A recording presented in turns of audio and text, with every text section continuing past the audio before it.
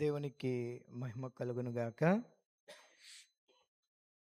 ప్రియులారా, మరి ఈ లోకంలో భక్తులుగా పిలువబడుచున్నటువంటి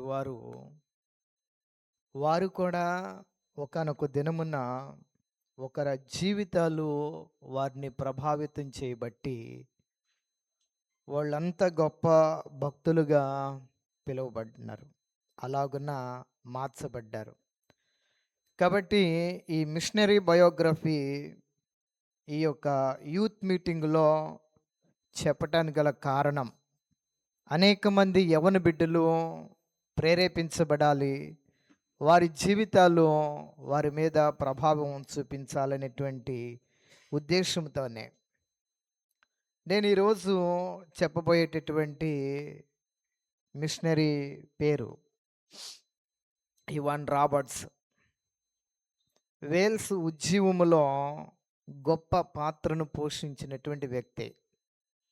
అతడు చాలా పేదవాడు. 1904 సంవత్సరంలో ఆ వేల్స్ ఉద్యమమునకు గొప్ప కారకుడుగా ఇవాన్ రాబర్ట్స్ తన యొక్క ప్రార్థనా జీవితము చాలా ప్రాముఖ్యమైనటువంటిది. అతడు ఒక పేద కుటుంబంలో జన్మించి ఒక బొగ్గు కార్మికుడిగా పనిచేసేవాడు.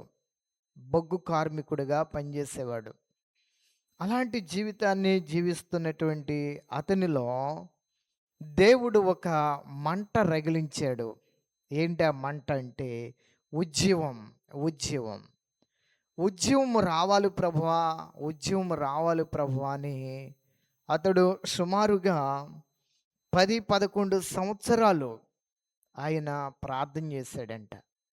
ఎలా ప్రార్థన చేసేవాడు అనంటే ఇవాన్ రాబర్ట్స్ అర్ధరాత్రి 1 గంటకు మెలకు వస్తే 5 గంటల వరకు కూడా ప్రార్థన చేస్తానే ఉండేవాడంట. ఏడ్చుకుంటూ కన్నీటితో, ప్రభువా ఉద్యమాన్ని పంపించు అని అలా ప్రార్థన చేస్తూ ఉన్నటువంటి ఆ సమయంలో ఆయన ఒక అద్దెకు ఉండేవాడు. ఆ ఇంటి యజమానురాలు భయపడేదంట. ఏంటి, ఇతనికి ఏమైనా పిచ్చి పట్టిందా లేదా దయ్యం పట్టిందా అని చెప్పి కేకలు వేస్తూ, మూలుగుతూ, అరుస్తూ ప్రార్థన చేస్తూ ఉండేవాడు.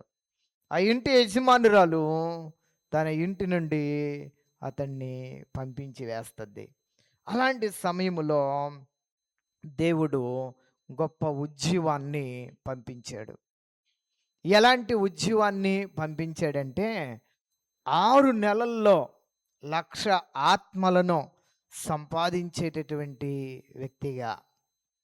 ఎంత గొప్ప మార్పు, ఎలాంటి గొప్ప ఉద్యమము ఆ వేల్స్ ప్రాంతంలో దేవుడు చేశాడు. ప్రజలు అనేక మంది తండోపతండాలుగా వచ్చేవారు.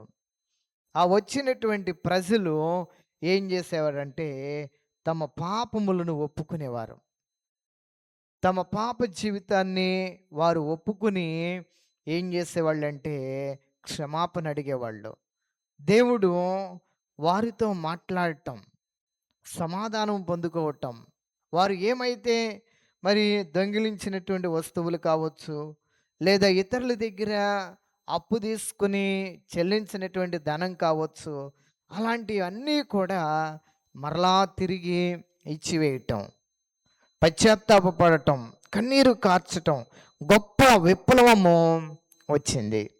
ఆ గొప్ప విప్లవము రావటంతో చాలామంది త్రాగుబోతులైనటువంటి వారు తమ యొక్క మరి ఆ జీతం అంతా కూడా ఆ మందు షాపులకు వెళ్ళిపోయేది. ఇప్పుడు ఆ మందు త్రాగటం మానేశారు. చాలామంది మరి సుమారుగా 6 నెలల్లోనే 1,00,000 మంది విశ్వాసులు మార్చబడ్డారంటే ఎంత గొప్ప ఉద్యమం వచ్చిందో చూడండి. దీని అంతటికి గల కారణం ఒక యవనస్తుని యొక్క ప్రార్థనలో ఉన్నటువంటి శక్తి ఎంత గొప్పదో. తన సమాన వయస్కులైనటువంటి వారందరూ కూడా విహారయాత్రలకి, అలాగే నీటిలో మరి నావల మీద, స్టీమర్ల మీద విహారయాత్రలు చేస్తూ ఉంటుంటే ఇతడు మాత్రము దేవుని యొక్క ప్రార్థన కూటములకు నమ్మకంగా వెళ్ళేవాడు. నమ్మకంగా వెళ్ళి ప్రభువుని నమ్మకముగా వెంబడించేవాడు ఇవాన్ రాబర్ట్స్. దేవుడు తన యొక్క హృదయంలో కలగజేసినటువంటి ఆ మంట, ఆ యొక్క ఉజ్జీవమునకు కారకుడయ్యాడు. 26 సంవత్సరముల ప్రాయములో తన యొక్క సుఖ సౌఖ్యాలను ఎన్నడూ కూడా అతడు లెక్కించల. అతడు ఏం చేశాడంటే దేవుని యొక్క సేవ నిమిత్తము, అనేక ఆత్మల రక్షణ నిమిత్తము తన జీవితాన్ని దేవుని యొక్క సన్నిధిలోనే గడిపాడు. ఇవాన్ రాబర్ట్స్ యొక్క ఆ ప్రార్థన, పట్టుదలతో కూడినటువంటి ఆ యొక్క విశ్వాసము అనేక మంది జీవితాలు మార్పుకి కారణమయ్యాడు. ఆ ప్రాంతంలో ఎంతోమంది భయంకరమైనటువంటి జీవితాలను జీవించేటటువంటి వారందరూ కూడా తమ యొక్క చెడు పనులు విడిచిపెట్టడం, అలాగే ఈ యొక్క మందు షాపులు మూయబడటం, సినిమా హాళ్ళు మూయబడటం, ఎలాంటి గొప్ప ఉద్యమం వచ్చాడండి.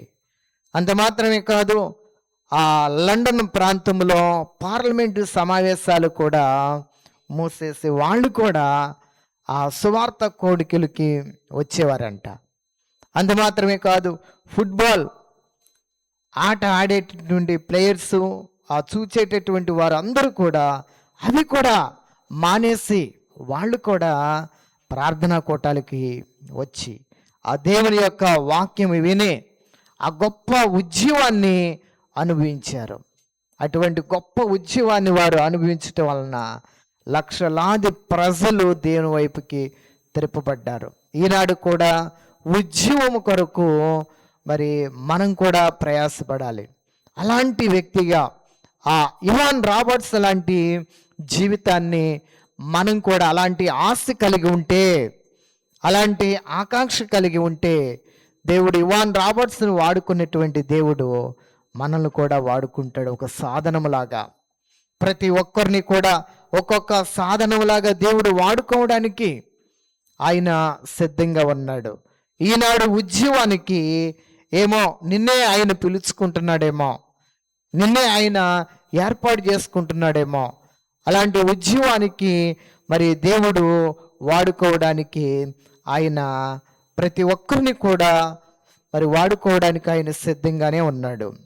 అయితే దీనులైనటువంటి వారి యొక్క హృదయముల్లో ఆయన విత్తనములు వేస్తాడు.